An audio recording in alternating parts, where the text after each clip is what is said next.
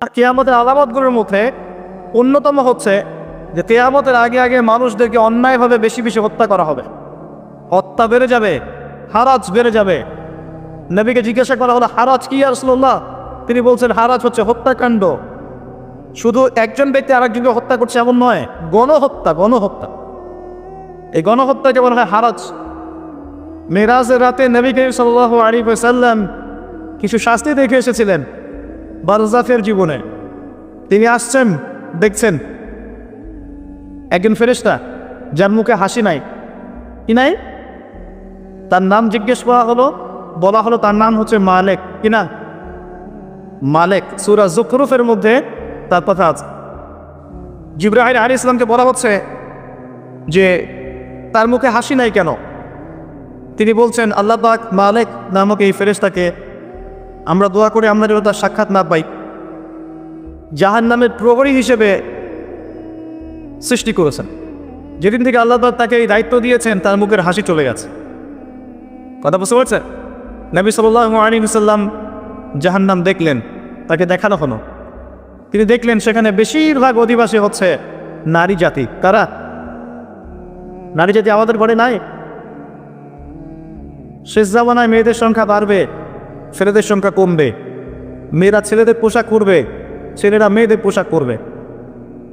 শেষ জামানায় এমন কিছু মেয়ে বের হবে, নিসাউন কাসিয়াতুন আরিয়া, যে মেয়েরা কাপড় পরবে ঠিকই, কিন্তু কাপড় পরেও নগ্ন থাকবে। আমি কি বুঝাতে পারছি? কাপড় পরবে ঠিকই, কিন্তু কাপড় পরে নগ্ন থাকবে। নবী সাল্লাল্লাহু আলাইহি ওয়াসাল্লাম বলেছেন, এরা জান্নাতে যাবেও না, এর গন্ধও পাবে না। অনেক বেশি বেশি কিছু মেয়ে লাআনত করবে, অভিশাপ দিবে এবং স্বামীর সাথে কুফরি করবে। সারা জীবন যদি স্বামী তাদের ভালো মন্দ দেখে যায়, আদর করে মহব্বত করে সব ভরণ পোষণ দেয়, ওরা একদিন দেখবেন ঝগড়া লেগে গেছে, সে বলবে আমি তোমার কাছে সারা জীবনেও কিছু পেলাম না। এই কারণে এভাবেই এসে চা দিছে।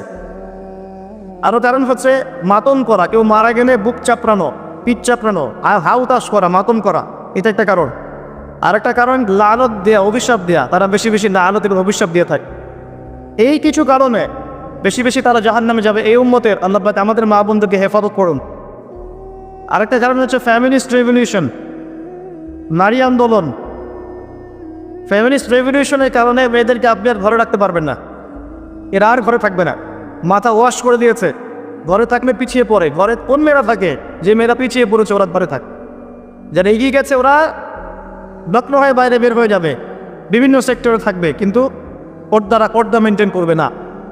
এখন ইদানিং দেখা যায় পর্দা এখানে একটু কাপড় ঢেকে দিয়ে গান বাজনাও করছে মেয়েরা।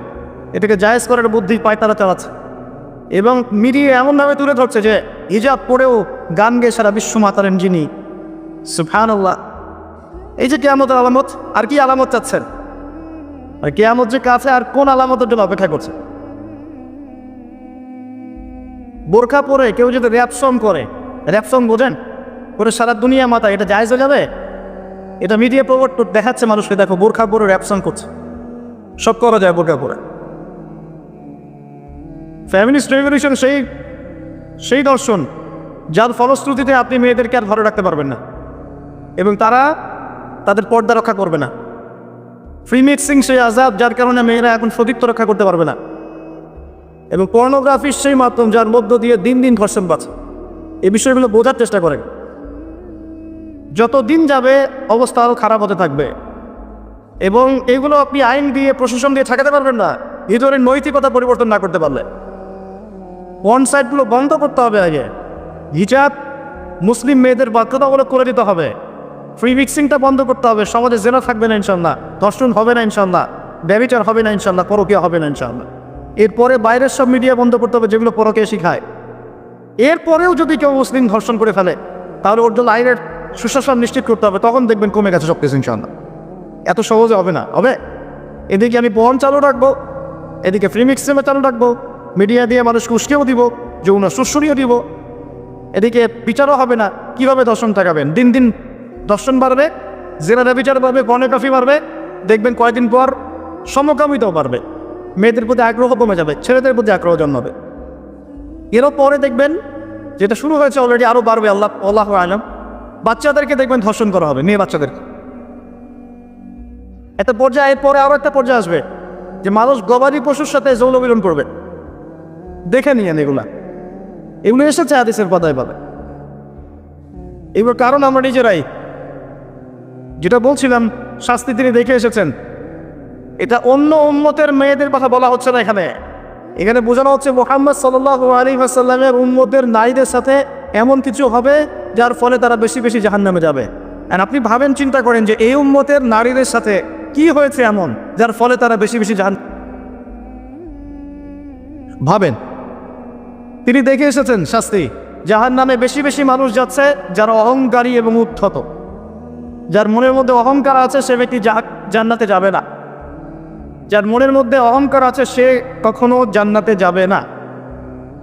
ইসলামিক ব্যক্তিত্ব হয়েও যদি দেখেন আপনার অনেক বড় ডিগ্রি সার্টিফিকেট, মৌলানা, শাইখ, অমুক তমুক, কিন্তু মনের মধ্যে অহংকার আছে, সেই ব্যক্তিও জান্নাতে যাবে না। এই জন্যই আমরা বলি, রিকোয়েস্ট করি যে ইসলামিক ব্যক্তিত্বদেরকে নিয়ে এত বেশি শোডাউন করতে যাবেন না। শোডাউন করতে গেলে তাদের মনের মধ্যে রিয়া আসতে পারে, অহংকার আসতে পারে, মনে হতে পারে আমি অনেক কিছু হয়ে গেছি, কিন্তু আদতে সে কিছুই হয়ে যায়নি। এগুলো মানুষের মধ্যে অহংকার নিয়ে আসে, রিয়া নিয়ে আসে। এটা কত সূক্ষ্ম জানেন?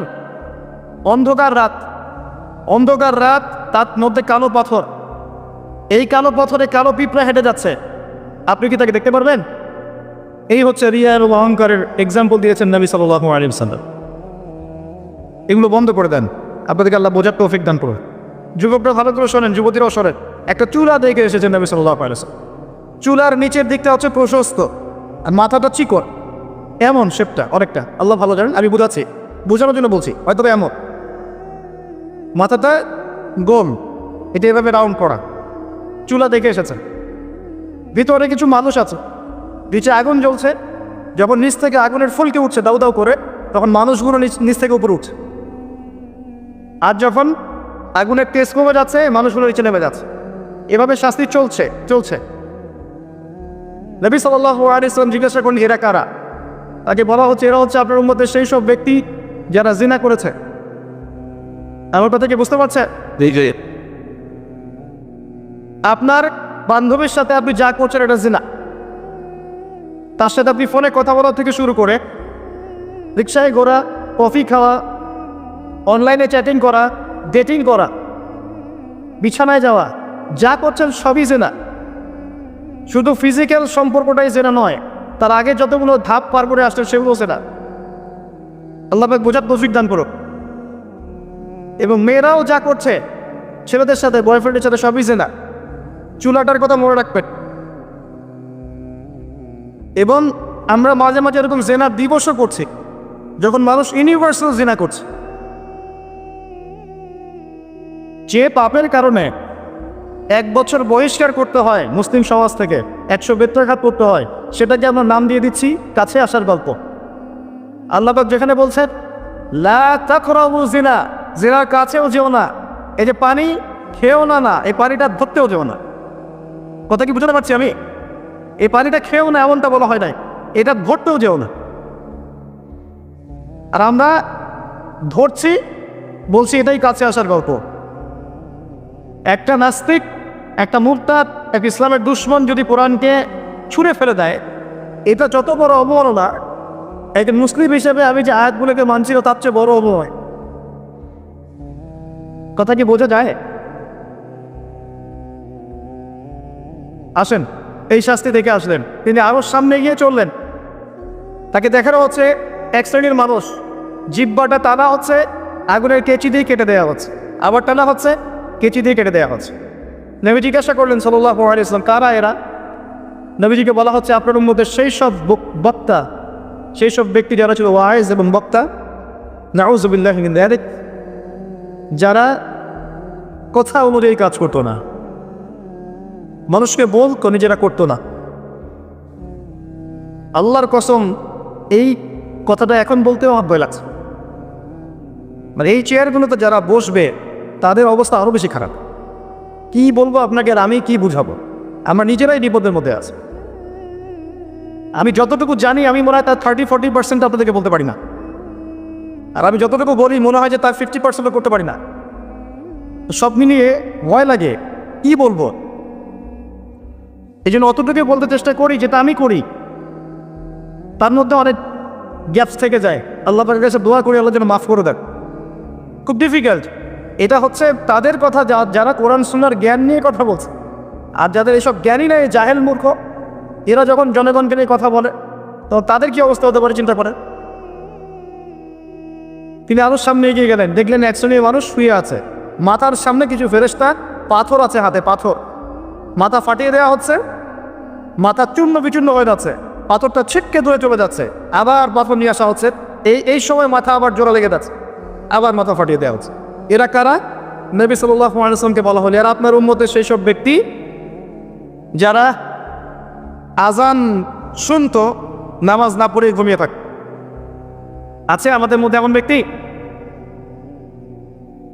এই শাস্তিগুলো কিন্তু এমনি এমনি নয়, এগুলো কিন্তু গল্প নয়, আমি কোনো কেচ্চা কাহিনী বলছি না আপনাদের। এগুলো মেরাজের রাতে নবী সাল্লাল্লাহু আলাইহি ওয়াসাল্লাম দেখে এসেছেন, আল্লাহ তাকে দেখিয়েছেন। আরো সামনে গেলেন, দেখলেন এক শ্রেণীর মানুষ, ভালো করে শোনেন, পেটটা অট্টালিকার মতো, একটা বাড়ির মতো উঁচু, ভিতরে সাপ কিলবিল করছে, সাপ। এবং আরেকটা জায়গায় এসেছে রক্তের নদীতে ফেলে এদের মাথা ফাটানো হচ্ছে। আরেকটা জায়গায় এসেছে পাথর খাচ্ছে। তিনটা কথা এসেছে। জিজ্ঞেস করা হলো যে এরা কারা? নবী সাল্লাল্লাহু আলাইহি ওয়াসাল্লামকে বলা হচ্ছে এরা আপনার উম্মতের সেই সব ব্যক্তি, listen to me very carefully, এরা আপনার উম্মতের সেই সব ব্যক্তি যারা ছিল সুদখোর। আর আমার চেয়ে আপনারা ভালো জানেন সুদ কাকে বলে। 100 টাকা দিয়েছি, 110 টাকা দিতে হবে, এর নাম সুদ। আর 100 টাকা দিয়ে ব্যবসা করেন, লাভ হলে লাভ, লস হলে লস, এর নাম ব্যবসা। আল্লাহ পাক দ্বিতীয়টা হালাল করেছেন, প্রথমটা হারাম করেছেন। আর আমাদের মধ্যে এখন এমন মানুষ খুব কম আছে, 0.5% হয়তো বা নাই যারা সুদ খায় না। আর 4 শ্রেণীর মানুষকে নবী সাল্লাল্লাহু আলাইহি ওয়াসাল্লাম অভিশাপ দিয়েছেন। নবী নিজে অভিশাপ দিয়েছেন, যে খায় সুদ, যে দেয়, যে সাক্ষী থাকে, যে লিখে রাখে। এটা শোনার পরেও যদি আপনার এতই খেতে মন যায়, গোয়া হয় এটা আপনি খান। আপনার জন্য মুহাম্মদ সাল্লাল্লাহু আলাইহি ওয়াসাল্লাম কিয়ামতের মাঠে অপেক্ষা করবেন ইনশাআল্লাহ। খান আপনি, বলেই তো যাচ্ছে দিনের পর দিন, খান, খেতে থাকে। শুধু চাকরির জন্য জীবনটা উজাড় করে দেন, পরে দেখবেন এমন একটা অবস্থা হবে যে মৃত্যুর পরে সন্তানরা সম্পত্তি নিয়ে ভাগাভাগিতে বসে যাবে দাফন করার আগে। কিছু শাস্তি দুনিয়াতেই পেতে হয়। নবী সাল্লাল্লাহু আলাইহি ওয়াসাল্লাম বলেছেন এই পাপের 73টা শাখা আছে, যার সবচেয়ে নিম্ন শাখা হচ্ছে নিজের মাকে ধর্ষণ করা, নাউজুবিল্লাহ। নিজের মাকে বিয়ে করা, নিজের মায়ের সাথে জেনা করা, এটা রিবার সবচেয়ে নিম্ন স্তরের পাপ। আর সবচেয়ে উঁচু স্তরের পাপটা কি? সূরা বাকারা খোলেন, 279 থেকে আয়াতগুলো পড়তে থাকেন। আল্লাহ বলেছেন ইয়া আইয়ুহাল্লাযীনা আমানু, হে মুমিনগণ, ইত্তাকুল্লাহ, আল্লাহকে ভয় করো, ওয়া যারু মা বাকিয়া মিনার রিবা, সুদের অবশিষ্ট অংশ ছেড়ে দাও, ইন কুনতুম মুমিনিন, যদি প্রকৃত অর্থে মুমিন হয়ে থাকো। ওয়া ইল্লাম তাফআলু, তোমরা যদি এই কাজটা না করো, অর্থাৎ সুদ না ছাড়ো, ফাযারু বিহারবিন মিনাল্লাহি ওয়া রাসূলিহি, তাহলে আল্লাহ এবং তার রাসূলের সাথে যুদ্ধের ঘোষণা শুনে রাখ। দুই দল, আল্লাহ এবং তার রাসূলের দল, শয়তানের দল। কোন দলের সাথে আপনি যুদ্ধ করবেন? সুদের মধ্য দিয়ে আমরা ওই শয়তানের দলে যোগ দিয়েছি যারা আল্লাহ এবং তার রাসূলের বিরুদ্ধে যুদ্ধ করছে। গরিবের রক্ত চুষে খাওয়া হয় এর মধ্য দিয়ে। এই কারণেই বারজাখের জীবনে রক্তের নদীতে ফেলে এদের মাথা ফাটিয়ে দেওয়া হবে। এর ফলশ্রুতিতে সমাজের মধ্যে একটা বৈষম্য সৃষ্টি হবে। ধনী দিন দিন ধনী হতে থাকবে, ধনীর সমস্যা নাই, ধনী দিন দিন ধনী হবে, আর গরিব দিন দিন গরিব হতে থাকবে। এই হলো সুদের বাস্তবতা। এটা শুধু ছোট্ট একটা গ্রামের মধ্যেই নয়, পুরো বিশ্বে এই অবস্থাটা হবে। আমাদের মতো রাষ্ট্রগুলোকে যারা লোন দিতে চায়, এমনি দিতে চায় না, চড়া সুদ চায়, এগুলো দিতে আমাদের হিমশিম খেতে হয়। তবে দোষ আমাদেরই। মুসলিমরা আমরা যদি সঠিকভাবে যাকাত দিতাম তাহলে এই অচল অবস্থা দূর হয়ে যেত। এটা জানে, যদি আমরা সবাই শুধু যাকাতটুকু দিতাম, নিসাব পরিমাণ সম্পদ হলে যাকাত দিতে হবে ফরজ, এবং উপরের লেভেল থেকে এটাকে কালেক্ট করা হতো, সুষ্ঠু বন্টন করা হতো, দেশের দারিদ্র্য বলে কিছু থাকতো ইনশাআল্লাহ। এবং আমাদেরকে ওয়ার্ল্ড ব্যাংকের কাছে বাস্কেট অফ মানি চাইতে হতো না, টাকা দেন চড়া সুদে শোধ করবো, এটা হতো না, প্রয়োজন ছিল না। ওনলি যাকাত ক্যান সলভ দ্য প্রবলেম। যাকাত এই প্রবলেম সলভ করতে পারবে। যাকাত দেয়া শুরু করেন, নিজ নিজ জায়গা থেকে সবাই যাকাত দেন, রাষ্ট্রকে হেল্প করেন। সবাই জাকাত দেন, রাষ্ট্রকে হেল্প করেন, দেখেন রাষ্ট্রের ইকোনমিক স্যাংশন দূর হয়ে যাবে ইনশাআল্লাহ। এগুলো বাস্তব, এগুলো কোনো থিওরিটিক্যাল কথা নয়, এটা বাস্তবে প্রমাণ করে দেখিয়েছেন ওমর রাদিয়াল্লাহু আনহু, দেখিয়েছেন আবু বকর সিদ্দিক রাদিয়াল্লাহু আনহু, দেখিয়েছেন ওসমান রাদিয়াল্লাহু আনহু, আলী ইবনে আবি তালিব রাদিয়াল্লাহু আনহু। দীর্ঘদিন মুসলিমদের যে খেলাফতগুলো ছিল তখন এটা বাধ্যতামূলক ছিল, সবাইকে দিতে হতোই। এখন আমাদের মুসলিমরা নামাজ পড়বে, জাকাত দিবে না, দেখবেন জাকাতের খবরই নাই, সারা জীবনেও জাকাত দেয়নি তখন। এবং যুক্তি দেয় আল্লাহ তো চাইলে গরিবকে খাওয়াতেই পারে, রিজিক তো আল্লাহর হাতে, জাকাত আমি দিব কেন, এরকম কথা বলে। হ্যাঁ, জাকাত দিতে হবে কেন, আল্লাহ তো চাইলে গরিবকেও খাওয়াতে পারেন, আল্লাহ না রিজিকের মালিক, এভাবে বোঝায়। এখন ওই যে প্রথম আয়াত পড়লাম, ওয়াইদা খাতাবাহুমুল জাহিলুন ক্বালু সালামা। আল্লাহ পাক বলছেন রহমানের বান্দারা রাত্রি জাগরণ করে, সিজদা দেয়, কিয়াম করে এবং এই দোয়াটা করে, রব্বানা, হে আমাদের প্রতিপালক, ইসরিফ আন্না আযাব জাহান্নাম, আমাদেরকে জাহান্নামের আযাব থেকে বাঁচাও, আমাদেরকে জাহান্নামের আগুন থেকে হেফাজত করুন, রক্ষা করুন। ইন্না আযাবাহা কানা গরামা, নিঃসন্দেহে জাহান্নামের শাস্তি প্রচণ্ড ভয়ঙ্কর। অর্থাৎ সিজদায় তারা আল্লাহর কাছে জাহান্নামের আগুন থেকে আশ্রয় চায়। এই দোয়া না করতে পারলেও এটা তো বলতে পারেন, আল্লাহুম্মা আতিনা ফিদ দুনিয়া হাসানা ওয়া ফিল আখিরাতি হাসানা ওয়া কিনা আযাবান নার, এই তো এটাও হয়ে গেল। অথবা সকালে সন্ধ্যায় 7 বার বলতে পারবেন, আল্লাহুম্মা আজিরনি মিনান নার, আল্লাহুম্মা আজিরনি মিনান নার। ইনশাআল্লাহ ওই ব্যক্তি সারাদিনে মারা গেলে জাহান্নাম থেকে বেঁচে যাবে, রাতের বেলা মারা গেলে জাহান্নাম থেকে বেঁচে যাবে ইনশাআল্লাহ। সবচেয়ে সহজ এটা, আল্লাহুম্মা আজিরনি মিনান নার। অথবা এটাও বলতে পারে, রব্বানা ইসরিফ আন্না আযাব জাহান্নাম ইন্না আযাবাহা কানা গরামা। আসেন, জাহান্নাম নিয়ে বর্ণনা দিতে গেলে আজকে সারা রাত চলে যাবে। কয়েকটা শাস্তি বলে, কয়েকটা, যেই শাস্তিগুলো রাসূলুল্লাহ সাল্লাল্লাহু আলাইহি ওয়াসাল্লাম মেরাজের রাতে গিয়ে দেখে এসেছেন। মেরাজুন নবীর সময় চলছে না এখন, গতকালকে আমি এই বিষয়ে বিস্তারিত আলোচনা করেছি, এই জন্য আমি এখানে বিস্তারিত কথা বললাম না, শুধু এতটুকু বলছি মেরাজের রাতে নবী সাল্লাল্লাহু আলাইহি ওয়াসাল্লাম যে শাস্তিগুলো দেখে এসেছেন তার কয়েকটা বলছি আপনাকে। জাহান্নামের শাস্তি, এটা এখন কোথায় দেয়া হচ্ছে? দেয়া হচ্ছে সিজ্জিনে। কোথায়? বারজাখের জীবনে। এই জীবনটা আপনি ব্যাখ্যা করতে পারবেন না বিজ্ঞান দিয়ে, কারণ বিজ্ঞান অতদূর পর্যন্ত দৌড়াতে পারেনি এখনো। কথা বুঝতে পারছেন? আমি তো বারবার বলি, বিজ্ঞানকে জিজ্ঞাসা করবেন রূহ বা আত্মা কাকে বলে, শেষ, দৌড় শেষ। রূহ বা আত্মা কাকে বলে? এটা কি কঠিন না তরল না বায়বীয় না কি? এটা জিজ্ঞাসা করেন সায়েন্সকে, উত্তর দিতে পারবে? একজন ব্যক্তি জীবিত, একজন মৃত, কি নাই? মৃত মানুষের মধ্যে কি নাই? রূহ নাই, আত্মা নাই, এটা কেউ ব্যাখ্যা করতে পারবে? ও গবেষণাগারে প্রমাণ করতে পারবে? তাহলে যে এটাই পারে না, কমন কিছু প্রশ্নের উত্তর দিতে পারে না, সায়েন্টিফিক আর টেকনোলজিক্যাল রেভলিউশন থেকে ওর পিছনে নাচার কোনো মানে আছে? যদি বলে মুসাফা করবো না, তাহলে কি মুসাফা করবো না? ও বলছে মুসাফা করবেন না, অসুস্থ হয়ে যাবেন। প্রতিদিন 100 মানুষের সাথে মুসাফা করি, আল্লাহ পাকের রহমতে অসুস্থ হয়নি। ও সত্য না আল্লাহ সত্য? আশ্চর্য বিষয়, আমরা এখন এমন একটা কনসেপ্ট লালন করি যে ও যা বলবে তাই সত্য। ও যদি বলে যে পৃথিবী থেকে অনেক দূরে একটা গ্রহের সন্ধান পাওয়া গেছে যেখানে হুর আছে, তারপরে যে নদী আছে, মধুর নদী, তারপরে কি দুধের নদী, শরাবের নদী, সোনা দিয়ে সেই গ্রহটা বানানো, মতি জহরত আছে, মানুষ বলবে হ্যাঁ ঠিক এটা আছে, তাই বলবে না? মানুষের মাথা এখন এমন হয়ে গেছে, মানুষের মাইন্ডসেটটা এখন এমন হয়ে গেছে, ও না বললে কোনো কিছু সত্য না। তা আল্লাহ পাক যে বলেছেন কোরআনের জান্নাতের কথা, বিশ্বাস করা যায় না? ও বললে তারপর বিশ্বাস করবেন? এই শিরকি আকীদাটা বাদ দেন। বৈজ্ঞানিকভাবে সব কিছু ব্যাখ্যা করা যাবে এটা জরুরি না। এমন অনেক বিষয় আছে যেগুলোকে আপনি সাইন্টিফিক্যালি ব্যাখ্যা করতে পারবেন না। ফর এক্সাম্পল, আত্মা কাকে বলে পারবেন না? স্বপ্ন পারবেন না? ঘুম পারবেন না? কবরের আযাব পারবেন না? অনেক বিষয় আছে, লক্ষ লক্ষ কোটি কোটি বিষয় আছে, বরং অল্প কিছু বিষয় সে ব্যাখ্যা করতে পেরেছে, তাতেই আমরা এখন তাকে ইলাহ বানিয়ে নিয়েছি যে সে যা বলবে তাই সত্য। জি না, এটা শিরক। এটা কি? এটা মুসলিমদের মধ্যে শিরকি আকীদা ঢুকে গেছে। একটা হাদিসের মধ্যে এসেছে যে রাসূলুল্লাহ সাল্লাল্লাহু আলাইহি ওয়াসাল্লাম বলেছেন, শেষ রাতের শেষ অংশে আল্লাহ রাব্বুল আলামিন প্রথম আসমানে নেমে আসেন। আল্লাহ কিভাবে নেমে আসেন এটার ব্যাখ্যা করার সামর্থ্য আমাদের নাই, ক্ষমতাও নাই, প্রয়োজনও নাই।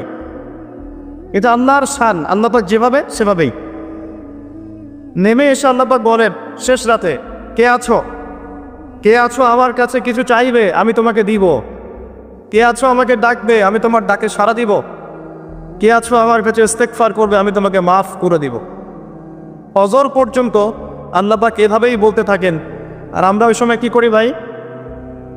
দুনিয়াবি কাজে ব্যস্ত থাকি, সিরিয়াল দেখতে থাকি, অথবা ঘুমাই, অথবা মৌজ মাস্তি করি, তাই না ভাই? বেশিরভাগ মানুষ এমনই করে। জান্নাতে স্পেশাল কিছু কক্ষ আছে, স্পেশাল কিছু গোরফা থাকে না, কিছু স্পেশাল ঘরবাড়ি। কমন বাড়ি এক জিনিস, স্পেশাল বাড়ি আর এক জিনিস না? স্পেশাল বোঝেন কি আমার কথা? ভাষা বুঝতে পারছেন? আমি অবশ্য আপনাদের ভাষা বুঝি না, আপনারা আপোষে কি বলেন আমি বুঝি না। তো যাই হোক, আমি চেষ্টা করছি যে ভাষা সবাই বোঝে সেই ভাষাই ব্যবহার করার জন্যে। স্পেশাল কিছু গোরফা বা কক্ষ আছে, এগুলো সেই সব মানুষদের জন্যে যারা নম্রভাবে মানুষের সাথে কথা বলে, যারা মানুষকে বেশি বেশি খাওয়ায়। এই যে সামনে রমজান আসছে, বেশি থেকে বেশি ইফতার করাবেন, পারবেন না? যারা খাবারের দোকান দিয়েছেন, বেশি বেশি মানুষকে ফ্রি খাবার খাওয়াবেন, দেখবেন ইনশাল্লাহ আপনার রুজিতে বরকত হবে। যারা নরম করে কথা বলে, বেশি বেশি খাবার খাওয়ায়, বেশি বেশি সালাম দেয় এবং বেশি বেশি রোজা রাখে, আর মানুষ যখন ঘুমিয়ে থাকে তখন তারা সালাত পড়ে, অর্থাৎ তাহাজ্জুদের নামাজ পড়ে, এইসব মানুষদের জন্য জান্নাতের স্পেশাল গুরফা বা কক্ষ আছে। এমন উন্নত মানের বরাদ্দ দিয়ে আল্লাহ তৈরি করেছেন, ওই ঘরগুলোর বাহির থেকে ভিতরটা দেখা যায়, আবার ভিতর থেকে বাহির দেখা যায়। বলে সুবহানাল্লাহ। এই কক্ষগুলো কারা পাবে? এক নাম্বার, যারা নম্রভাবে কথা বলে। আর এই নম্রতা ভদ্রতা মানুষকে জোর করে শেখানো যায় না, যায়? কিন্তু মানুষের বংশে থাকে, রক্তে থাকে, চরিত্রে থাকে। অনেক সময় দেখবেন একজন ব্যক্তির কাছে যদি সামান্য পরিমাণ ক্ষমতা চলে আসে, তার বডি ল্যাঙ্গুয়েজ, কথাবার্তা, চলাফেরা পরিবর্তন হয়ে যায়। আর এমন অনেক মানুষ আছে যাদের হাতে বিশ্বের ক্ষমতা আসলেও তারা নম্রই থেকেছেন। যেমন ওমর ইবনুল খাত্তাব রাদিয়াল্লাহু আনহু, আলী ইবনে আবি তালিব রাদিয়াল্লাহু আনহু, আবু বকর সিদ্দিক রাদিয়াল্লাহু আনহু, উসমান বিন আফফান রাদিয়াল্লাহু আনহু। সারা বিশ্ব শাসন করেছেন, কোনোদিন কি অহংকার করেছে? নম্রতা, ভদ্রতা চরিত্রে থাকে, রক্তে থাকে। কারা পাবে সেই কক্ষগুলো? এক নম্বর, যারা নম্রভাবে কথা বলতে পারে। দুই নম্বর, যারা বেশি বেশি মানুষকে খাবার খাওয়ায়। তিন নম্বর, যারা বেশি বেশি সালামে প্রচার করতে পারে। চার নম্বর, যারা বেশি বেশি সওম রাখে, রোজা রাখে। আর পাঁচ নম্বর, মানুষ যখন ঘুমিয়ে থাকে তখন তারা সালাত পড়ে, অর্থাৎ তাহাজ্জুদের সালাত আদায় করে। আমি কিন্তু শেষে প্রশ্ন করব এবং 10 জনকে পুরস্কৃত করবো ইনশাআল্লাহ। মনোযোগের সাথে শুনবেন, দেখছেন? রাত্রি যাপন করে যারা আল্লাহর স্মরণে, অর্থাৎ তাহাজ্জুদের নামাজ যারা আদায় করে। এখন মনে করেন আপনি নিয়মিত তাহাজ্জুদ পড়েন, কোনোদিন উঠতে পারলেন না। আপনার ফজিলত হচ্ছে আপনি যে ঘুমিয়ে গেছেন ওই রাতে, ঘুমানোর বদলে আল্লাহ পাক আপনাকে নামাজের নেকি দিয়ে দিবেন ইনশাআল্লাহ। কেউ যদি মনে করে আল্লাহর হালালকে আমি হারাম করতে পারি, শিরক হবে। কেউ যদি মনে করে আল্লাহর হারামকে আমি হালাল করে নিতে পারি, শিরক হবে। কেউ যদি মনে করে তাকদীর বলতে কিচ্ছু নাই, শিরক হবে। কেউ যদি আল্লাহ ছাড়া অন্য কারো নামে নজর মানত করে, শিরক হবে। কেউ যদি আল্লাহ ছাড়া অন্য কারো নামে কসম করে, তাও শিরক হবে। কেউ যদি আল্লাহ ছাড়া অন্য কারো নামে জবাই করে, শিরক হবে। কেউ যদি আল্লাহ ছাড়া অন্য কাউকে সেজদা করে, শিরক হবে। কেউ যদি আল্লাহ ছাড়া অন্য কারোর কাছে দোয়া করে, শিরক হবে।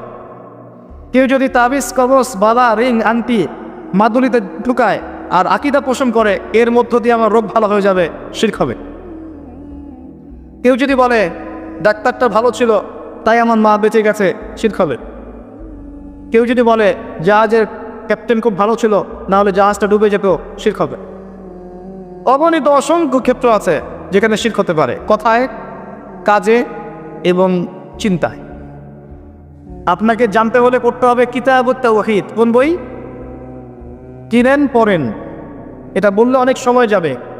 কিতাবুত তাওহীদ, এমনকি কেউ যদি বলে যুগটা ভালো না, সময়টা ভালো না, এই বাতাসটা ভালো না, তাও শিরক হবে। কেউ যদি নিজের নাম রাখে শাহিন শাহ, শিরক হবে। রাজাধিরাজ, শাহিনশাহ মানে কি? রাজাধিরাজ, শিরক হবে।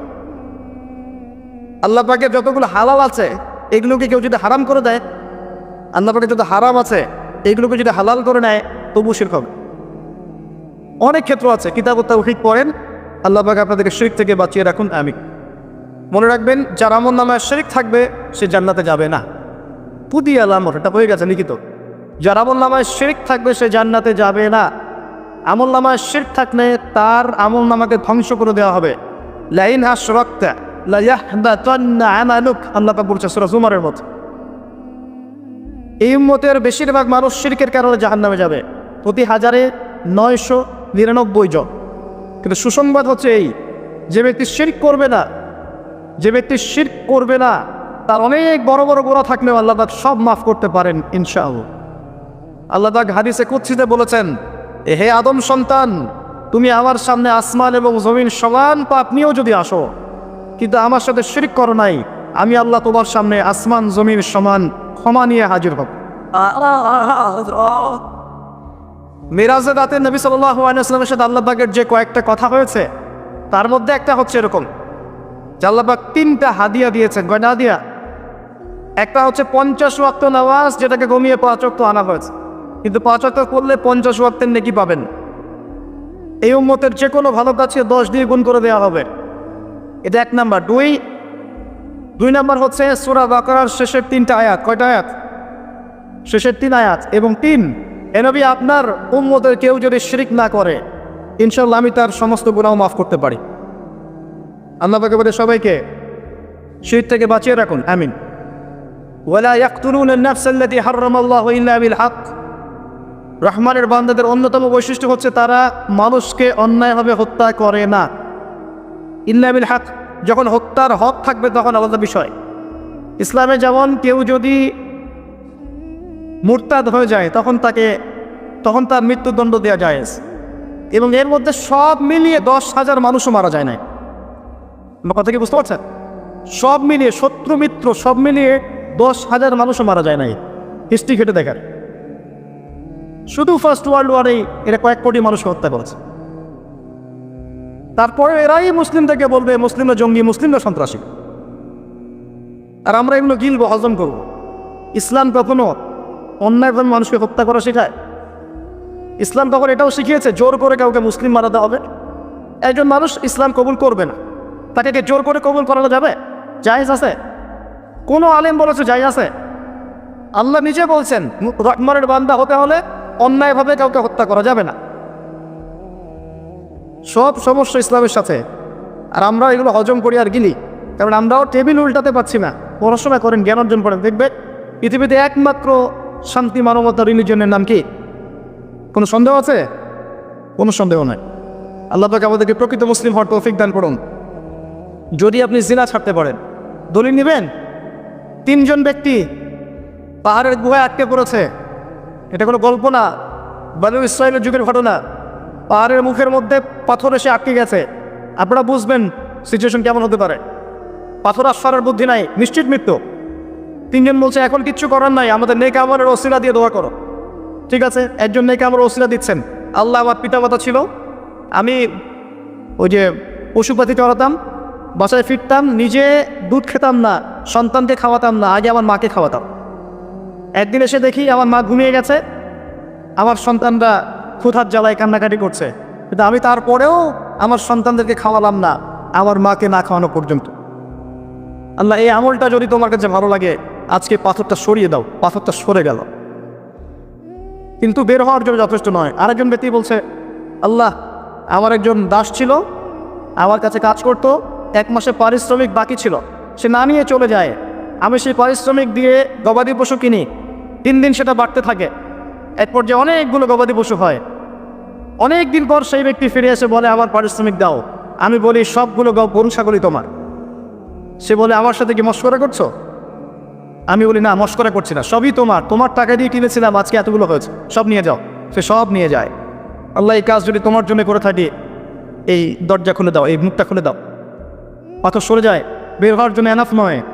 এই যে ব্যক্তি, তৃতীয় ব্যক্তি, সে বলছে, আল্লাহ, আমার একজন চাচাতো সুন্দরী বোন ছিল, এই মেয়ের সাথে আমি জেনা করতে চাইতাম, ভোগ করতে চাইতাম, তাকে পেতে চাইতাম, খুব ভালোবাসতাম।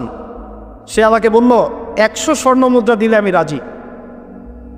যেমনটা আপনাদেরকে এখন বলে একটা বড় চাকরি করতে হবে তাহলে আমি রাজি, অথবা আপনাকে নিজের পায়ে দাঁড়াতে হবে, জমি কিনতে হবে, বাড়ি কিনতে হবে, তাহলে আমি রাজি তোমার সাথে আছে। তো সে মেয়ে সে 100 স্বর্ণ মুদ্রা নিল এবং রাজি হয়ে গেল। অনেক কষ্ট করে বেচারা 100 স্বর্ণ মুদ্রা জোগাড় করলো, তাকে দিল।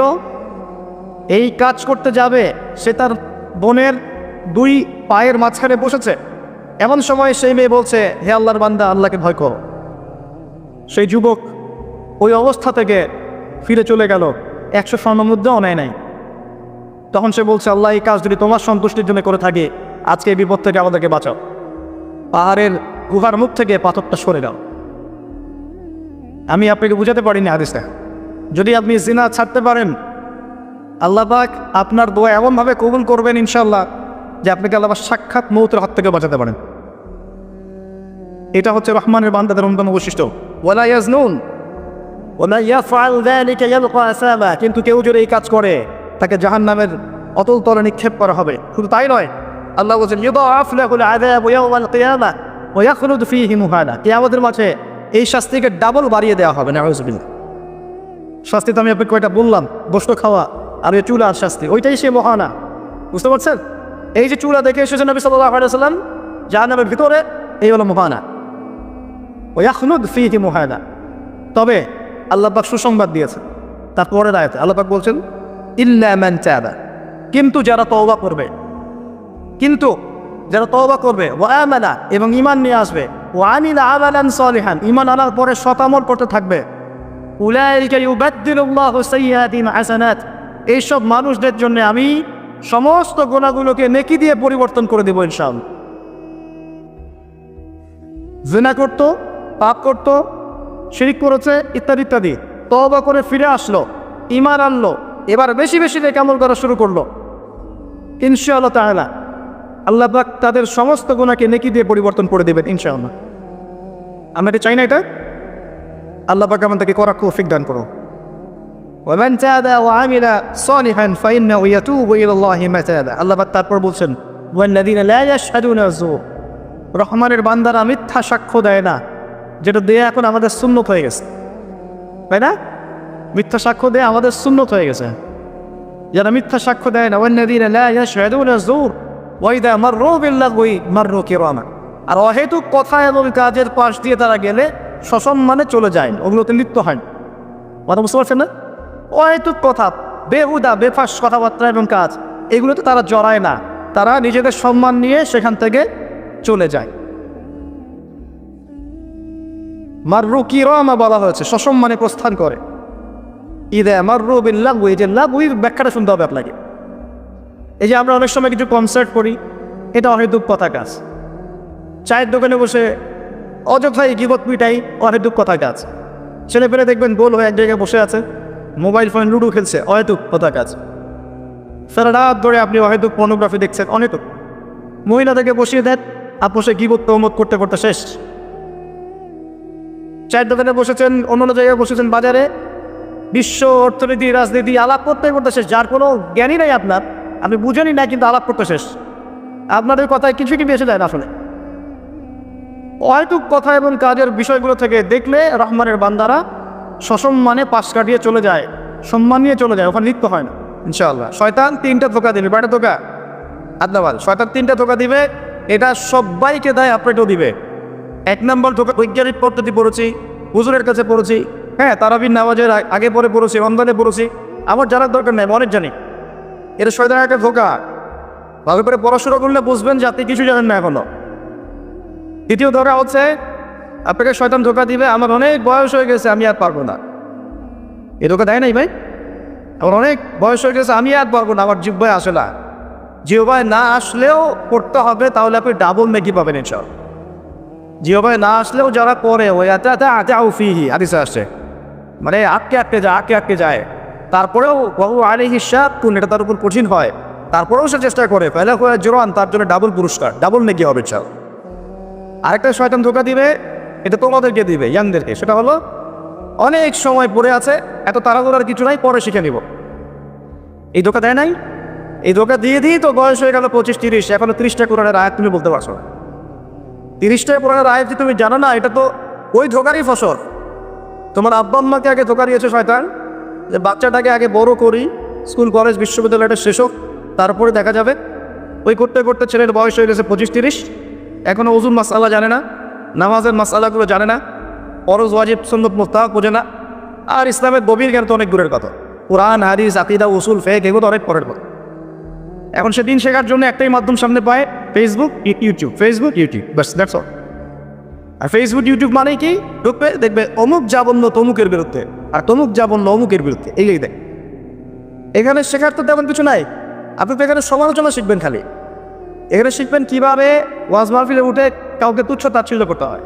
আপনি শিখছেন এখানে কীভাবে একজন একজনকে গালি দিচ্ছে, কীভাবে একদল আরেকদলকে গালি দিচ্ছে, কীভাবে এ তার বিরুদ্ধে বলছে, ও তার বিরুদ্ধে, এটা তো শিখছেন আপনি। তবে সঠিক শিক্ষা পাবেন কোথায়? এখানে ইমান রিচার্জ করবেন, সঠিক শিক্ষাটা পাবেন কোথায়? আপনাকে তো আলেম ওলামার কাছে সোহবতে যেতে হবে তো, এবং সিলেবাস ভিত্তিক পড়াশোনা করতে হবে তো। তাহলে শুধু এই ইন্টারনেটে ঢুকলে আপনি বিভ্রান্ত হয়ে যাবেন। ইন্টারনেট একটা ফিতনার জায়গা এখন, এটাকে মাধ্যম বানাতে পারেন আপনি, আপনি সহযোগী মাধ্যম বানাতে পারেন, কিন্তু একমাত্র মাধ্যম বানালেই সমস্যা আছে, আপনি শেষ, তখন সমস্যা হয়ে যাবে আপনার। এই কথাগুলো আমাদের বাস্তব জীবনের উপলব্ধি থেকে বলছি, ইনশাআল্লাহ আপনার জীবনে ফায়দা দিবে ইনশাআল্লাহ। প্রিয় যুবক ভাইরা, এই 3টা ধোকা থেকে বেঁচে থাকবেন। রাত্রেবেলা কি তেলাওয়াত করবে তাহলে? কোন সূরা? সূরা মুলক। আচ্ছা, ফজিলত কি? কি ফজিলত? ইনশাআল্লাহ আপনাকে আল্লাহ রাব্বুল আলামিন এই সূরা তেলাওয়াতের বরকতে এর ওসিলায় ইনশাআল্লাহ কবরের আযাব থেকে বাঁচাবেন ইনশাআল্লাহ। কবরের আযাব সত্য না মিথ্যা? চোখে দেখা যায়? কোনো পরীক্ষাগারে প্রমাণ করা যায়? তাহলে পশ্চিমারা যে বলে যে পরীক্ষা নিরীক্ষা পর্যবেক্ষণ ছাড়া কোনো জ্ঞান নেওয়া যাবে না, তবে কী হবে? এই যে শিক্ষা ব্যবস্থা দাঁড়িয়ে আছে এখনকার এই দর্শনের উপরে, পরীক্ষা নিরীক্ষা পর্যবেক্ষণ চাক্ষুষ না থাকা পর্যন্ত কিছু বিশ্বাস করি না। যদি বিশ্বাস করেন তাহলে আপনাকে বলবে ধর্মান্ধ হইবে। কী বলবে? কষ্ট বুঝেন না আকার? হ্যাঁ, ওদের ফিলোসফি অফ এডুকেশন, মানে আমরা বলি এটাকে এপিস্টিমোলজি, আমাদের ফিলোসফিতে বলতে এপিস্টিমোলজি মানে জ্ঞান তত্ত্ব। এই শব্দের অর্থ হচ্ছে কি? জ্ঞান তত্ত্ব। ওদের জ্ঞান তত্ত্ব হচ্ছে যে যেটা ভিজুয়াল না, আমরা যা দেখি না, এবং যেটা স্পর্শ করা যায় না, ইন্দ্রিয় দিয়ে উপলব্ধি করা যায় না, মানে স্পর্শ করে বোঝা যায় না, গন্ধ নিয়ে বোঝা যায় না, তারপরে কঠিনতর না বায়বীয় পরীক্ষা করা যায় না, পরীক্ষা নিরীক্ষা পর্যবেক্ষণের মাধ্যমে সিদ্ধান্তে আসা যায় না, এটাকে জ্ঞান বলে না ওদের। যদি এটাকে এই সেইগুলো উত্তরানো যায় তখন সেটা জ্ঞান ওদের দর্শনের। তাহলে এখন কবর আযাবটাকে আপনি কী করবেন? এখন কবর আযাব নাই তাহলে? এখন তো আপনাকে আল্লাহ পাকের পথে বিশ্বাস করতে হচ্ছে না, গায়েবে বিশ্বাস করতে হচ্ছে। আর এখন আপনি যখন গায়েবে বিশ্বাস করতে যাবেন, ওরাই আপনাকে তোকমা দিয়ে দিবে তো ধর্মান্ধ, এবং ওয়ার্ল্ড আপনাকে আক্রমণ করবে তখন। যেমন মুসলিমদেরকে এখন আক্রমণ করছে না এগুলো দিয়ে, এগুলো এমনি এমনি আসে নাই, এটা পরিকল্পিত। আপনার ভিত্তিটাকে নড়িয়ে দিবে। তাই তো আসলেই তো আল্লাহকে তো দেখি না, ফেরেশতা তো দেখি না, জিন জাতিকে তো দেখি নাই, আত্মা তো দেখি না, কবর আযাব তো দেখি না, কেন বিশ্বাস করবো তাহলে? এই জন্য দেখবেন একটা প্রজন্ম তৈরি হচ্ছে এখন, ওরা বলে যে আমি তো আল্লাহ কোরআন এগুলো তো একটা বিশ্বাস করি না, কারণ আমি তো দেখি না। নাউযুবিল্লাহ। আছে না এখন লোকজন আশপাশে আপনার? এদের সংখ্যা বাড়ছে না কমছে? দিন দিন বাড়ছে। হয়তো আপনার কাছে মনে হচ্ছে যে এদের সংখ্যা হয়তো বেশি না, কিন্তু দিন দিন বাড়ছে। একটা তথ্য দিয়ে যায় আপনাদেরকে এখানে, শুনেন। বিগত 100 বছরে, কত বছরে? বিগত 100 বছরে বিশ্বের 3টা দর্শন খুব চলেছে। কয়টা দর্শন? 3টা। একটা হচ্ছে এলিমিনেশন। ওরা বলে কি? এলিমিনেশন মানে কনসেপ্ট অফ গড, মানে আল্লাহর বিশ্বাসটাকে সরিয়ে দেয়া, এটাকে এলিমিনেট করা। যেই লা ইলাহা ইল্লাল্লাহ এর দাওয়াত দেওয়ার কারণে রাসূলকে 16 বার হত্যা করার চেষ্টা করা হয়েছে। কতবার? পরেন সিরাতের বই পাবেন। মক্কা বিজয়ের সময় তাওয়াফ করার সময়ও তাকে হত্যার চেষ্টা করা হয়েছে। যেই লা ইলাহা ইল্লাল্লাহ দাওয়াত দেওয়ার জন্য নবী সাল্লাল্লাহু আলাইহি ওয়াসাল্লামের ঘাড়ে উটের নাড়ি ভরে চাপিয়ে দেওয়া হয়েছে, দেশান্তরিত করা হয়েছে। তায়েফের মানুষ ইট পাটকেল নিক্ষেপ করেছে, রক্ত ঝরেছে। সেই একই লা ইলাহা ইল্লাল্লাহ এর দাওয়াত দেওয়ার পরে আমার ঘরে বিলিয়ন বিলিয়ন ডলার আসতে, সমস্যা কোথায়? তবে সমস্যা কোন জায়গায়? নিঃসন্দেহে উভয় লা ইলাহা ইল্লাল্লাহর মধ্যে পার্থক্য আছে। হ্যাঁ, আমি এমন লা ইলাহা ইল্লাল্লাহর দাওয়াত দিচ্ছি যে দাওয়াত দিলে কোনো সমস্যা নাই, আমি সব তরকারিতেই চলবো, পার পেয়ে যাবো ইনশাআল্লাহ। আর যদি হকপন্থী লা ইলাহা ইল্লাল্লাহর দাওয়াত দিতে যান, তাহলে সমস্যা আছে। আল্লাহ রাব্বুল আলামিন আমাদেরকে সৎ কাজের আদেশের সাথে সাথে অসৎ কাজে নিষেধ করার তৌফিক দান করুন। বিশ্বাস করেন নবী সাল্লাল্লাহু আলাইহি ওয়াসাল্লাম যদি সারা জীবন বলতেন সুবহানাল্লাহ পড়লে এত নেকি হয়, আলহামদুলিল্লাহ পড়লে এত নেকি হয়, আল্লাহু আকবার বললে এত নেকি হয়, কোনো সমস্যা হওয়ার কথা ছিল না।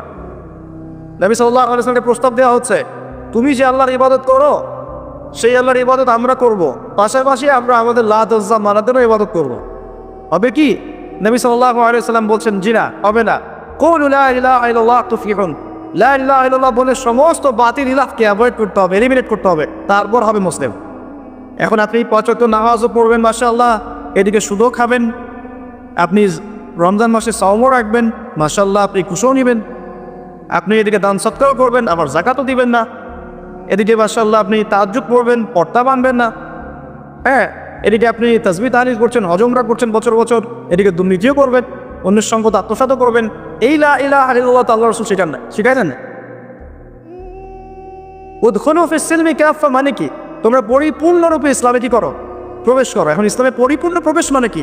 নামাজও করবেন, সুদও খাবে, আর এদিকে রোজাও রাখবেন, ঘুষও খাবে, এদিকে হজ উমরা করবেন, বোনের সম্পত্তি মেরে খাবে। এগুলো কি লা ইলাহা ইল্লাল্লাহ শিক্ষা? মনে রাখবেন লা ইলাহা ইল্লাল্লাহ এর হকপন্থী ওলামায়ে কেরাম যারা সোহবতে গিয়ে পরে দিন শিখবেন ইনশাআল্লাহ, পারবেন না? এটা চেনার জন্য আপনাকে এত কষ্ট করতে হবে না, এত কষ্টের প্রয়োজন নাই। খালি দেখবেন কাদের দাওয়াতে বাধা বিপত্তি নেমে আসে আর কাদের আসে না, এতটুকু চোখ কান খবর রাখলেই বুঝতে পারবেন ইনশাআল্লাহ আযজা ওয়া জাল। এই জন্য একজন মজলুম বলেছিলেন যে তাকে মৃত্যুর সময় বলা হচ্ছে কালিমা পড়েন। কি পড়েন? কালিমা পড়েন। সে বলছে যে আমাকে কোন কালিমা পড়তে বলছে?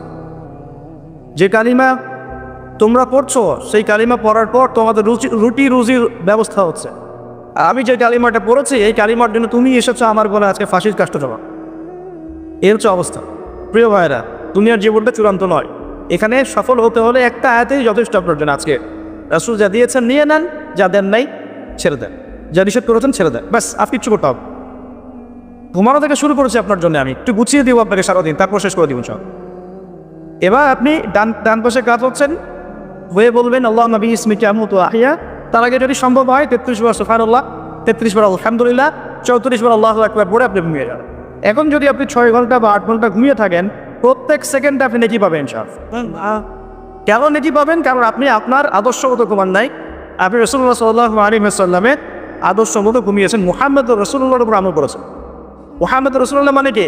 প্রতিটা কাজ করতে হবে কার তরিকায়? রাসূলুল্লাহ। এটা বোঝা। লা ইলাহা ইল্লাল্লাহ মানে কি? মানে আল্লাহ ছাড়া আর কিছুই চলবে না, সোজা কথা। আল্লাহ ছাড়া কিছুই কি চলবে? কিছুই চলবে না। মুহাম্মদ রাসূলুল্লাহ মানে হচ্ছে প্রতিটা কাজ করতে হবে কার পদ্ধতিতে? মুহাম্মদ সাল্লাল্লাহু আলাইহি ওয়াসাল্লামের তরিকা, ব্যাস। এই এতটুকু যথেষ্ট। এই কালিমা দিয়ে মৃত্যুবরণ করলে পরে ইনশাআল্লাহ একদিন না একদিন আপনি জান্নাতে যাবেন ইনশাআল্লাহ। যদিও আপনি চুরি করেন, যদি আপনার জেনা করেন, যদিও আপনি মদ খান, ইনশাআল্লাহ আল্লাহ চাইলে সেই গুনাহ মাফ করে দেন ইনশাআল্লাহ। এখন প্রিয় ভাইরা, ঘুম থেকে উঠলেন, এখানে দুটো কথা বলে দেই। এখন আমরা যে সময়টাতে আছে শীতকাল না? এই সময়টা কি শীতকাল না? আমি দেখছি আমি ছাড়া আপনারা সবাই শীতের কাপড় পরেছেন বাসা। খুব ঠান্ডা। যুব সমাজের এত ঠান্ডা লাগে কেন? এই বয়সে এত ঠান্ডা লাগে কেন? এখন তো রক্ত গরম থাকার কথা নাকি? ঠান্ডা লাগে খুব, তাহলে তো সমস্যা। আচ্ছা, এটা তো শীতকাল চলছে নাকি? শীতকাল সম্পর্কে দুটো কথা বলে যে আপনার উপকার হবে চাল, আমাদের উপকার হবে চাল। একটা হাদিসে আসছে এই শীতকালটা হচ্ছে মুমিনদের জন্য গনিমত। মুমিনদের জন্য কি? গনিমত মানে হচ্ছে একটা সম্পদ, যে সম্পদটা যুদ্ধ করে রপ্ত করতে হয়, এটা এখানে কোনো যুদ্ধের প্রয়োজনই হচ্ছে না। গনিমত, উপহার, গিফট। কীরকম? শীতকালে রাতটা হয় লম্বা, রাতি হয় লম্বা, হয় না? এতে করে সারা রাত আপনি অনেক ইবাদত করতে পারবেন। আর দিনটা হয় ছোট, দিনটা ছোট হয় না? এতে করে আপনি দিনের বেলা সওম বা রোজা রাখতে পারবেন। শীতকাল আসলেই সাহাবীরা বলতেন আহলান সাহলান, শীতকালকে বলতেন আহলান সাহলান, শীতকাল তুমি এসেছো আলহামদুলিল্লাহ। এখন রাত্রেবেলা হে কোরআনওয়ালারা তোমরা উঠে যাও এবং কোরআন তেলাওয়াত করতে থাকো, এবং দিনের বেলা তোমরা সওম পালন করতে থাকো আলহামদুলিল্লাহ। তো শীতের রাতটা কাজে লাগাতে পারি না আমরা? রাতের একটা অংশ ঘুমিয়ে যাবেন, শেষ অংশে উঠে তাহাজ্জুদ পড়বেন এবং কোরআন তেলাওয়াত করবেন এবং আল্লাহর কাছে হাত তুলে দোয়া করবেন ইনশাআল্লাহ। শেষ অংশে, রাতের শেষ অংশে আপনি যে দোয়াই করবেন, আপনার রিজিক যদি হালাল হয় ইনশাআল্লাহ কবুল হয়ে যায়। শীতকালকে কাজে লাগা। আবার তিনটা হয় ছোট, তাই দিনের বেলা আপনি সওম বা রোজা রাখতে পারবেন। আল্লাহ পাক তৌফিক দান। শীতকাল সম্পর্কে একটা এরকম বর্ণনা আছে, যখন কঠিন শীত আসবে তখন ওই শীতটা থেকে একটা আশ্রয় প্রার্থনা করতে হয় আল্লাহর কাছে, আল্লাহ এই কঠিন শীত থেকে আমাকে বাঁচাও। কারণ কি জানেন? কারণ হচ্ছে জাহান্নাম বছরে 2টা নিঃশ্বাস ছাড়ে। কয়টা নিঃশ্বাস? একটা নিঃশ্বাস গ্রীষ্মকালে যখন প্রচণ্ড দাবদাহ চলে, ওইটা হচ্ছে জাহান্নামের নিঃশ্বাসের ফসল। ওই প্রভাবে পৃথিবীতে এরকম দাবদাহ চলে। এই সায়েন্স বিশ্বাস করবে? করবে না। ওর বিশ্বাসের আবার যায় আসে না। আল্লাহ পাক বলেছেন সত্য, রাসূল বলেছেন সত্য। আরেকটা হচ্ছে শীতকালে যখন প্রচণ্ড ঠান্ডা, তখন শীতকালে জাহান্নামের এমন একটা জায়গা আছে যেটা কিন্তু শীতল জায়গা। জাহান্নামের পুরো জায়গাটাই কিন্তু আগুন নয়, এমনও জায়গা আছে যেটা কি খুব শীতল। ওই শীতল অংশ শ্বাস ছাড়লে এই যে পৃথিবীতে এই শীতার একটা প্রভাব চলে আসে, প্রচণ্ড ঠান্ডা শৈত্যপ্রবাহ চলে আসে। এটা হয়তো অনেকে বিশ্বাস করবে না, ভুল মনে করবে যে ধর্মান্ধ কথাবার্তা। হাদিসে আছে নবী সাল্লাল্লাহু আলাইহি ওয়াসাল্লাম বলেছেন, কে সত্যবাদী? এই পুরো সভ্যতার রাসূল সাল্লাল্লাহু আলাইহি ওয়াসাল্লাম। এই বিশ্বের সমস্ত মানুষ সত্যবাদী বেশি না আল্লাহ রাসূল বেশি সত্যবাদী? বাস, আর কোনো দরকার আছে কথা? শীতকালটা কাজে লাগায়। এই শীতকালে আমি একটা আমল বলে দিই প্রিয় ভাইরা। শীতকালে নবী সাল্লাল্লাহু আলাইহি ওয়াসাল্লাম এই যে তাহাজ্জুদ পড়তে উৎসাহিত করেছেন, সওম রাখতে উৎসাহিত করেছেন, এবং সাহাবীরা কোরআন তেলাওয়াত করতে উৎসাহিত করেছেন। একটা হাদিস আছে তিনটা কাজ মানুষের গুনার একটা বড় বড় অংশকে মিটিয়ে দিবে। 1 নম্বর কাজ হচ্ছে সংকটকালীন অবস্থায় দান, মানে আপনার দান করার এখন সামর্থ্য খুব কম, টাকা পয়সার টানা হেঁচড়া আছে, এখন আপনি দান করছেন, এই দানের বিনিময়ে আল্লাহ পাক গুনাহ আপনার মাফ করে দিবেন। 2 নম্বরটা হচ্ছে যে কঠিন গরম পড়েছে, এই গরমের দিনে আপনি রোজা রেখেছেন, তৃষ্ণার্ত থেকেছেন, এই গরমে রোজা রাখার কারণে আপনার গুনাহ মাফ হয়ে যাবে। আরেকটা কাজ হচ্ছে প্রচণ্ড শীতকাল, এই যেমন শীতকাল পড়ছে, এই শীতকালে আপনি ঠান্ডা পানিতে অজু করছেন কষ্ট করে, এই অজুর বদৌলতে আপনার গুনাহগুলো মাফ হয়ে যাবে। এই 3টা কাজ শীতকালে পাওয়া যাচ্ছে না। 3 নম্বর কাজটা শীতকালে পাওয়া যাচ্ছে না যে শীতের সময় পূর্ণাপরূপে অজু করলে আপনার গুনাহগুলো মাফ হয়ে যাবে। শীতকালে মাশাআল্লাহ আমাদের ওয়াজ মাহফিলগুলো হবে, ওয়াজ মাহফিলগুলোতে অ্যাটেন্ড করবেন, ইমান রিচার্জ করবেন, রাতের বেলা তাহাজ্জুদ করবেন। ইনশাআল্লাহ তাড়াতাড়ি ঘুমিয়ে যাবেন যাতে করে শেষ রাতে আপনি উঠতে পারেন। রাতটা লম্বা হবে, একটা অংশে কোরআন তেলাওয়াত করবেন, একটা অংশে দোয়া করবেন। ইনশাআল্লাহ তাআলা আল্লাহ পাক দুনিয়া আখিরাতের যত হাজত আপনার পূর্ণ করে দিবেন। আর দিনের বেলা সম্ভব হলে সওম রাখবেন। আরেকটা কাজ আমাদের করা উচিত, তা আমি মাহফিলের মাধ্যমে অ্যানাউন্স করছি, আমাদের উচিত শীতকালে আশপাশে যে দরিদ্র শীতার্থ মানুষগুলো আছে, স্পেশালি গ্রামাঞ্চলে, দেশের উত্তরাঞ্চলে কিন্তু প্রচুর শীত পড়ে, এরকম বিভিন্ন অঞ্চলে কিন্তু প্রচুর শীতার্থ মানুষ আছে। এই শীতার্থ মানুষদের জন্য সামর্থ্যবানদের উচিত হবে শীত বস্ত্রের ব্যবস্থা করা, কম্বল হোক, অন্যান্য গরম কাপড় হোক, এগুলোর ব্যবস্থা করে বিভিন্ন ফাউন্ডেশন বা সংগঠন বা পলিটিক্যাল অ্যাসোসিয়েশন বা মসজিদ মাদ্রাসাগুলোর উদ্যোগে এই শীত বস্ত্রগুলো মানুষের মাঝে বিতরণ করার চেষ্টা করতে হবে। ইনশাআল্লাহ তাহলে করা যাবে না ইনশাআল্লাহ। আমরাও নিয়াত করছি ইনশাআল্লাহ এই শীতে আমরা পুরো বাংলাদেশ ব্যাপী আমাদের সামর্থ্য অনুযায়ী মানুষের সাদাকাগুলোকে কানেক্ট করে আমরা শীত বস্ত্র বিতরণ করবো ইনশাআল্লাহ তাআলা। আমরা রিকোয়েস্ট করবো আপনাদের দানের হাত থেকে প্রশস্ত করতে। এতে করে কি হবে জানেন? নবী সাল্লাল্লাহু আলাইহি ওয়াসাল্লাম বলেছেন, আপনি যদি কোনো বান্দা যদি অন্য মুসলিম ভাইয়ের কোনো হাজত প্রয়োজন পূরণ করে দেয়, আল্লাহ রাব্বুল আলামিন কিয়ামতের মাঠে তার হাজত পূরণ করে দেবেন ইনশাআল্লাহ। অন্য বর্ণনা আছে দুনিয়া এবং আখিরাতে আল্লাহ পাক তার হাজত পূরণ করে দেবেন ইনশাআল্লাহ। একটা হাদিস এসেছে, একজন বান্দা যতক্ষণ মুসলিম ভাইয়ের প্রয়োজন পূরণ করে, আল্লাহ রাব্বুল আলামিন ততক্ষণ পর্যন্ত তার প্রয়োজন পূরণ করে থাকে। অতএব অন্যের মুখে হাসি ফোটানোর নিমিত্তে এই শীতার্থ মানুষগুলোর পাশে আমাদের দাঁড়ানো উচিত। আল্লাহ পাক আমাদেরকে তৌফিক এনায়েত করুন। শীতকালে এই কাজগুলো করবেন। আর শীতকালে কিন্তু কিছু কিছু নোংরামি কাজ হয়, এই কাজগুলোও বর্জন করতে হবে, পারবো না ইনশাআল্লাহ।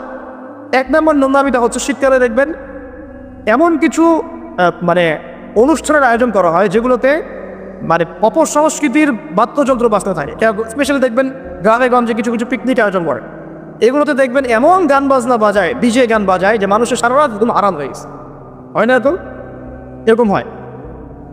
ঐতিহ্য রক্ষা করতে সমস্যা নাই। শীতকালে আমাদের এখানে পিঠা উৎসব হতো না, তারপরে আমাদের এই যে এটা নবান্ন উৎসব হতো না।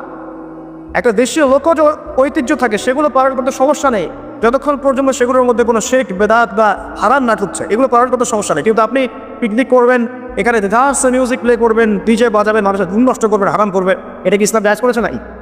এই কাজগুলো শীতে বেশি হয়, সতর্ক থাকবে। শীতে আবার দেখি আমরা অনেকেই কী করি, ব্যাডমিন্টন খেলেন, তাই না? সরকারি লাইন থেকে একদম মাশাআল্লাহ ইলেকট্রিক লাইন নেই, যদি খেলতে হয় নিজের বাড়ির লাইন থেকে খেলবে, নিজের বাসা থেকে লাইন নিয়ে খেলবে। খেলেন, আমি উৎসাহিত করছি, কারণ এটা আপনার ফিজিক্যাল স্ট্যামিনার বাড়াবে, অ্যাটলিস্ট আপনার শরীরচর্চা হবে, ঠিক আছে? আপনার শরীরচর্চা দরকার আছে। এই কাজগুলো মোবাইলের সামনে বসে বসে সময় নষ্ট করার অনেক ভালো আছে, ঠিক আছে? কিন্তু আপনি চুরি করে লাইন নেবেন না কারো কাছে। তারপর শীতকালে দেখবেন কি হয়, বেশি বেশি মাদকের আসর বসে শীতকালে। ঠান্ডা তো, শীতকালে বেশি বেশি মাদক দ্রব্যের আসর বসে, খেয়াল করে দেয় না। এগুলো থেকে আমাদের যুব সমাজকে বাঁচাতে হবে। শীতকালে জেনা বেড়ে যায়, কিন্তু শীতকালে দেখবেন জেনা বেড়ে যায়, এটা একটা অ্যাডাল্ট ওয়ার্ড, কিন্তু আপনি বুঝবেন শীতকালে এগুলো বেড়ে যায়। আল্লাহ পাক এই যুব সমাজকে জেনা থেকে বাঁচিয়ে রাখুন। শীতকালে দেখবেন কনসার্ট বাড়ে, কিছু কনসার্ট বাড়ে না, এবং মিউজিক্যাল কনসার্ট বাড়ে, দেখবেন মানুষ স্টেজে উঠে একদম কি লাফালাফি শুরু করে, কি মিউজিকগুলো প্লে করে, মানুষ উন্মাদনার মধ্যে রেখে দেয়, এবং হাজারে না লক্ষ লক্ষ যুবক সেই কনসার্টগুলোতে যায়। এগুলো থেকে বেঁচে থাকবেন, বরং প্রয়োজনে ওয়াজ মাহফিলগুলো দেশে ইমানকে রিচার্জ করে, আল্লাহ পাক তৌফিক এনায়েত করে দেন। আমরা শীতকালটাকে মূল্যায়ন করি, আয়াতটাকে মূল্যায়ন করি, ইনশাআল্লাহ তাআলা এই শীত আমাদের জীবনে বরকত নিয়ে আসবে ইনশাআল্লাহ। এবং আল্লাহ রাব্বুল আলামিন এর ওসিলে আমাদের গুনাহগুলো মাফ করবেন, বেশি বেশি নেক আমলের তৌফিক দিবেন, যাতে করে পরকালটা সুন্দর হয় ইনশাআল্লাহ। আল্লাহ রাব্বুল আলামিন সবাইকে তৌফিক এনায়েত করুন, আমিন। প্রিয় ভাইরা, এভাবে আপনি রাতটা পার করলেন, দিনের বেলা এবার সকালে ঘুম থেকে উঠলেন, উঠে আপনি কি করবেন? নিজের মন গড়া পদ্ধতিতে উঠে বাথরুমে চলে যাবেন, নাকি একটু দোয়া কালাম পড়বেন? উঠে দোয়া পড়বেন, আলহামদুলিল্লাহ ইল্লাযী আহইয়ানা বা'দা মা আমাতানা ওয়া ইলাইহি। গিয়ে আগে কোন পা ঢুকাবেন? ডান পাটা বাব্বা, আগে বাব্বা বিসমিল্লাহ বলে ঢুকিয়ে আল্লাহুম্মা ইন্নী আউযু বিকা মিনাল খুবসি ওয়াল খাবাইস ইস্তেনজা করেন। যতক্ষণ ইস্তেনজা করছেন আপনি ইবাদতের মধ্যে আছেন ইনশাআল্লাহ। এবার বের করেন গুফরানাকা বলে, বের ওযু করবেন, প্রথমে বিসমিল্লাহ। ওযু ধীর স্থিরভাবে করবেন, আরও যে বললাম খুব বেশি পানি ইউজ করার দরকার নেই, পানির স্পিডটা কম রাখবেন, পানি অপচয় করবেন না। দেখেন ওযু যদি বিশুদ্ধ না হয়, নামাজ কি বিশুদ্ধ হবে? ওযুতে যদি আপনি এক বালতি পানি শেষ করেন তাহলে তো হবে না কিছু। ওযুতে পরিমাণ মতো পানি ইউজ করেন, তারপরে ওযু শেষে কালিমা শাহাদা পড়লে আপনার জন্য জান্নাতের দরজাগুলো খুলে যাবে ইনশাআল্লাহ। এবার মিসওয়াক করলেন, ওযু শেষে ওযুতেও মিসওয়াক করতে পারেন, শেষেও করতে পারেন।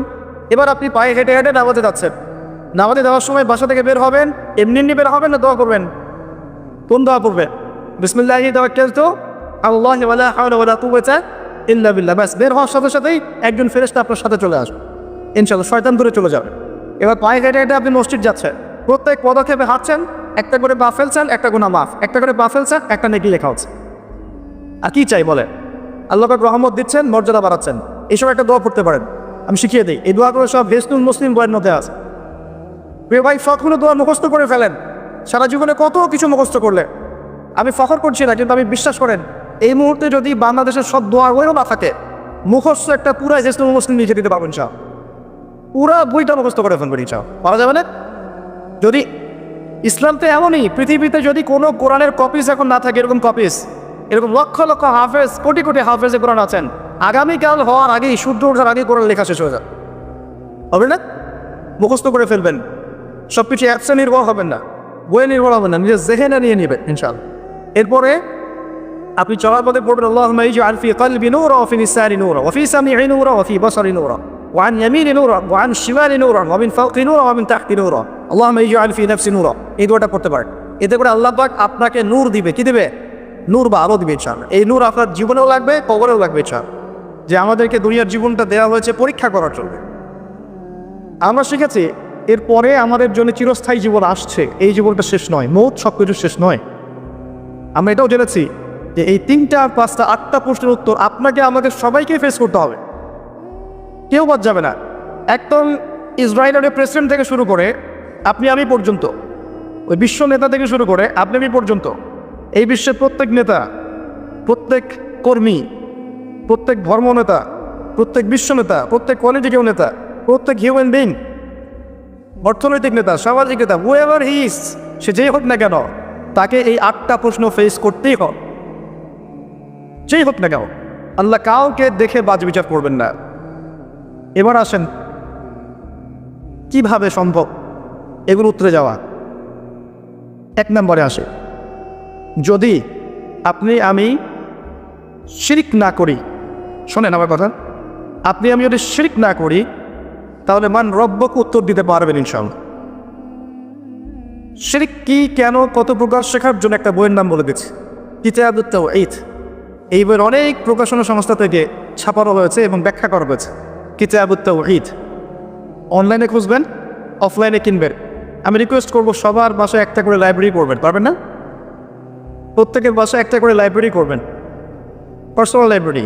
সেখানে কোরআনের তাফসীর কিনবেন, হাদিসের বইগুলো কিনবেন, ইতিহাসের বইগুলো কিনবেন, ফিকহের বই কিনবেন, রাসূলের সিরাতগুলো কিনবেন, সাম্প্রতিক বিশ্বের বইগুলো কিনবেন। একটা পার্সোনাল লাইব্রেরি আপনার থাকবে, যেখানে আপনি প্রতিদিন 1 ঘন্টা 2 ঘন্টা সময় ব্যয় করবেন। এই ফোনটা বন্ধ করে রেখে দিন, ওইখানে যখন বসবেন ফোন অন করবেন, ফোন অন করবেন না, ফোন বন্ধ থাকবে। আপনি 2 ঘন্টা পড়াশোনা করবেন, তারপরে বেরো, পারবেন না? মাসে 5,000 টাকার বই কিনবেন, পারবেন? 5,000 টাকা আপনার গার্লফ্রেন্ডের পিছনে যায় মাসে, পারবেন না বই কিনতে? ফোনের পিছনে যায়, মেগাবাইট কিনতেও দেখবেন 1,000 টাকা যায়। আসেন, তাওহীদে থাকতে হবে। শোনেন, যে আদর্শ লালন করে যারা রাহিমাহুল্লাহ এই অঞ্চলে জালেম শাসক এই গৌর গোবিন্দর বিরুদ্ধে যুদ্ধ করেছে, তরোয়ার হাতে নিয়েছেন, মাজলুমের অধিকার ফিরিয়ে দিয়েছেন, কি আপনাদের এই জায়গাটা বরকতময় হয়ে গেছে মাশাআল্লাহ। গ্যাসের পরে আসে তেল, এরপর আসবে তেলের আগে গ্যাস আসে। আপনাদের চা বাগান, আপনাদের এখানে বৃষ্টি, আবহাওয়া, পরিবেশ, মানুষের মধ্যে একটা রুহানি ভাব, বেশি বেশি নামাজি, আতর আগর, কত নিয়ামত দিয়ে আপনাদেরকে ভরে রেখেছেন আল্লাহ পাক। চিন্তা করেছেন? ওই যে মানুষগুলো এখানে আধ্যাত্মিকতা নিয়ে এসেছিলেন, তাদের এই রুহানি প্রভাব এখনও আছে এখানে। একই ফ্লেভার আপনি পাবেন, মদিনায় যান সেখানে ফ্লেভার পাবেন, ওখানে আধ্যাত্মিক পরিবেশ পাবেন। আমি বাগেরহাটে গিয়েছিলাম খান জাহার আলী রাহিমাহুল্লাহ ওনাদের ওখানে প্রোগ্রাম করতে, ওখানেও দেখবেন একটা রুহানি একটা ফ্লেভার আছে। আগেকার যে মানুষগুলো ছিলেন আল্লাহওয়ালা, মুজাহিদ, মুজাদ্দিদ, আলেম, ফুকাহায়ে কেরাম, ওলামায়ে কেরাম, নূরওয়ালা মানুষ, বসিরাওয়ালা মানুষ, তাসকিয়াওয়ালা মানুষ, তাদের একটা রুহানি পরিবেশ থাকে, একটা প্রভাব থাকে। আপনাদের অঞ্চলে নিঃসন্দেহে আছে, কোনো সন্দেহ নেই। আপনার অঞ্চলের মানুষ অন্য অনেক অঞ্চলের মানুষের চেয়ে বেশি নামাজি, বেশি আল্লাহকে ভয় করে। তখন সহজ হবে, হে আল্লাহ আমি সারা জীবন তোমার নবীর আদর্শে চলেছে। সহজ। যৌবন কোন কাজে ব্যয় করেছো? এখনকার এই বিলাসিতা ত্যাগ করে, এই বাড়ি গাড়ি, টাকা পয়সা, গার্লফ্রেন্ড, পণ, হাবিজাবি, মাদক ছেড়ে দিয়ে এখনই যদি যুব সমাজ তওবা করে ফিরে আসে, এখন থেকে দিনের পড়াশোনা করে, কোরআন পড়তে শেখে, আরবি ভাষা শেখে, কোরআন নিয়ে গবেষণা করে, হাদিস পড়ে, দিনের মেহনত করে, আলেম ওলামা সোহবতে থাকে, দিনের কল্যাণে কিছু করে, যৌবনটাকে আল্লাহর পথে কাজে লাগায়, এরা উত্তর দিতে পারবে না? পারবে যে আমি আমার যৌবনটা আল্লাহ তোমার রাস্তায় বিলিয়ে দিয়েছি। কত মুসলিম কন্টিনেন্ট আছে যে কন্টিনেন্টে ইসলাম ঢুকেছে যুবকদের তরবারির মাধ্যমে। এই মোহাম্মদ বিন কাসিম, তারেক বিন জিয়াদ যুবক ছিলেন। হ্যাঁ, ওই সময়কার সিচুয়েশন এমন ছিল, ইসলামিক গভর্নমেন্ট ছিল। এখন আবার বের হয়ে যায় না তরোয়ার নিয়ে, এই কথা শুনে জাবুদুল্লাহ ভাই তরোয়ারের কথা বলেছে। এখন সিচুয়েশন সেটা নয়। তাদের ইমারত ছিল, খেলাফা ছিল, ইসলামিক হুকুমত ছিল, সেখান থেকে রাষ্ট্রপ্রধান ফোর্স পাঠিয়েছিলেন। এখন আপনাকে কে পাঠাবে? এখন আপনি বড়জোর কোথায় যেতে পারেন? বড়জোর আপনি ইউরোপ আমেরিকায় গিয়ে প্রবাসী হতে পারেন। এখন বড়জোর দেখা যাবে যে বিশ্বের পরাশক্তিগুলো একটা ভেজাল বানিয়ে দিয়েছেন, সেই ভেজালের মধ্যে আপনাকে ফোর্স হিসেবে পাঠানো হয়েছে, আপনি চলে গেলেন ওদের দ্বন্দ্ব মেটাতে। যাই হোক, এই যৌবনকালে যারা আল্লাহর ইবাদত করবে, নবী সাল্লাল্লাহু আলাইহি ওয়াসাল্লাম বলেছেন আরশের ছায়ার নিচে আল্লাহ পাক তাদেরকে ছায়া দিবে। এর চেয়ে বড় সৌভাগ্য হতে পারে? যুবকদের হাতে ইসলামের বিজয় লেখা আছে। এই জামানার যুব সমাজ এবং তার পরবর্তী প্রজন্ম ইনশাআল্লাহ আমরা বিশ্বাস করি আগামী দিনের সোনালী দিন তারা দেখে যাবে ইনশাআল্লাহ।